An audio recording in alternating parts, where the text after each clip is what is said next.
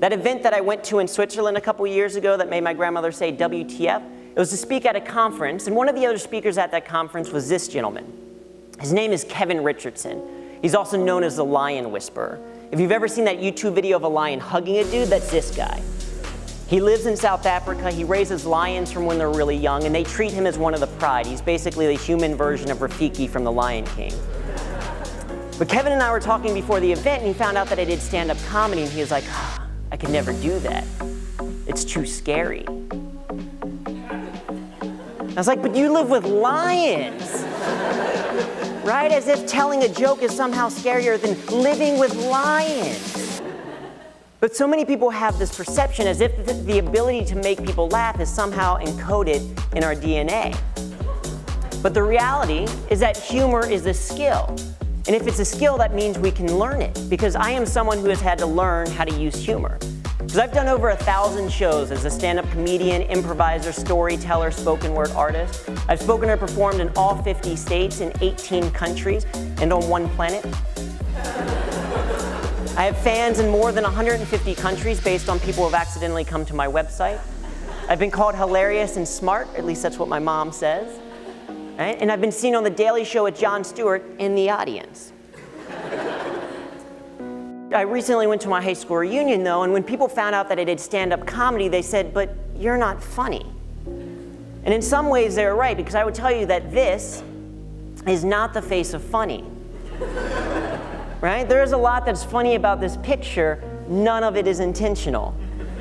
Right? I have the blonde tips up top like I wanted to be in a boy band. Right? The theme was Into a Dream. I am no one's dream in this picture. Because growing up, I was never the life of the party or the class clown. My senior year, my senior superlative, I was voted teacher's pet. And this is going to surprise many of you, but it's because I am a nerd. And if you're wondering what type of nerd, the answer is yes. Computer, math, sci-fi, Dungeons and Dragons, Star Wars, Star Trek, Starbucks, all of them. But most specifically, I'm an engineer.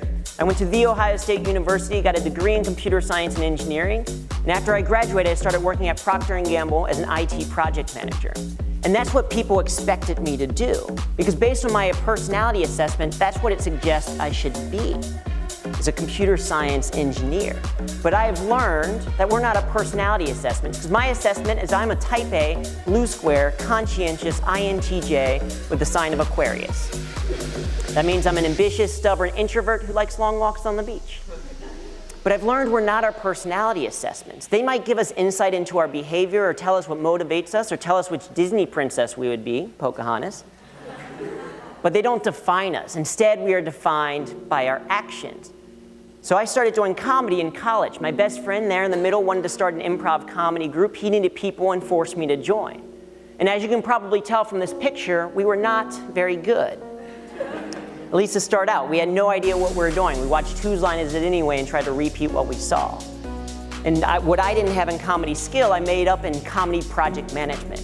I was like, all right, if we're gonna do this, we're gonna do it for real. We're gonna practice 3 times a week. We're gonna have a business meeting every Monday, and we're gonna go back and watch our shows as if it was game tape. And over the course of 2 years, we got better.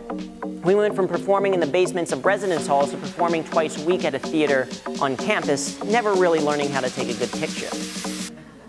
But that's how I learned the skill of humor, was through practice and repetition. And anyone can do these things. And you don't have to become a professional comedian to use comedy, but we can learn from the professionals.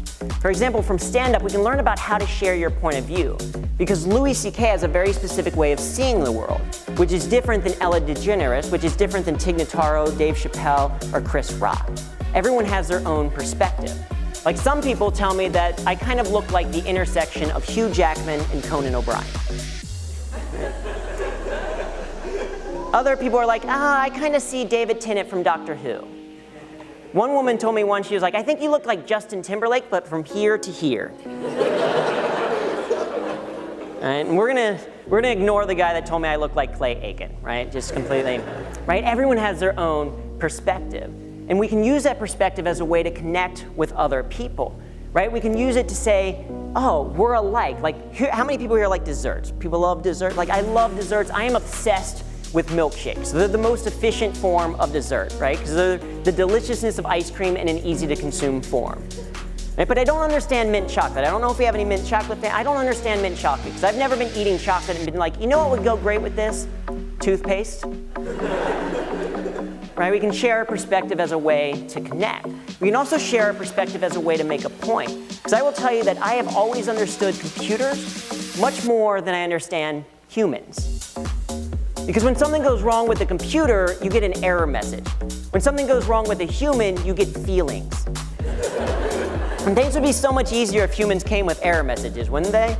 Like say you're overworked, overwhelmed, a little bit stressed out, it would just pop up, warning, system overload.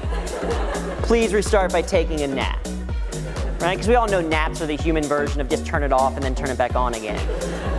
Some error messages you wouldn't even have to change, like say you're out flirting with a waitress, she's not really feeling it, it would just pop up, error. Unable to establish connection to server. Things would be so much easier. But the reality is that humans aren't computers, no matter how adorable they are when they pretend to be. Because we as humans not only have to manage time, we have to manage energy. Because it doesn't matter how much time we have if we never have the energy to do anything with it. From improv, we can learn how we can explore and heighten a point of view. Because the fundamental mindset of improvisation is yes and. It's how improvisers at UCB, Second City, and Comedy Sports make things up off the top of their head. And we can use that same thing, take what they do, accept and build, explore and heighten, and say, if this is true, what else is true?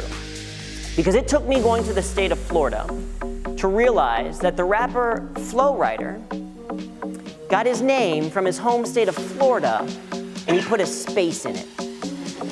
Right, that blew my mind.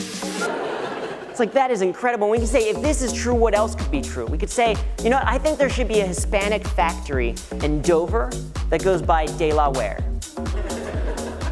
Or like, there could be a female internet detective in Biloxi who goes by Mrs. IP PI. And if this is true, what else is true? And we can use yes and to create humor. We can also use yes and as a way to connect with other people. We can think of that stereotypical small talk conversation where people are like, how about this weather? We can say yes, and if you weren't at this event right now, how would you be out enjoying the weather? And we can turn an awkward conversation into something that's more meaningful, where you learn about the person, where it's like, oh, with beautiful weather, I go outside, or I go hiking or swimming, or if you're me, you stay inside because you're very pale. Right? I like to use SPF building. It's the best protection, right? We learn about people through yes and. We can also use a yes and mindset to have more fun. Because the reality is that the average person will work 90,000 hours in their lifetime. 90,000 hours. That's the entire length, the entire discography of Netflix. That is a lot of time. And we can say, yes, I'm going to work 90,000 hours, and I might as well enjoy it.